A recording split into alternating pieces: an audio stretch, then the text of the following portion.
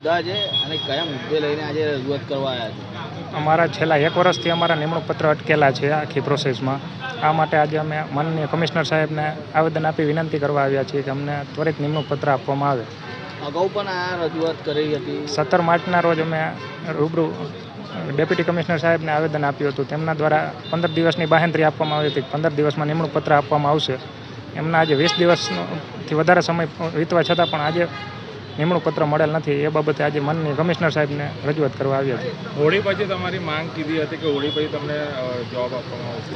હા સર, છેલ્લા 1 વર્ષથી અમને અલગ અલગ તહેવારો કે સમયને આપતા રહે છે કે આના પછી તમને આ નિમણૂક પત્ર આપવામાં આવશે, પણ ખાસો સમય વીતી જવા છતાં પણ આજ સુધી છેલ્લા 1 વર્ષથી અટકી રહેલી છે ભરતી.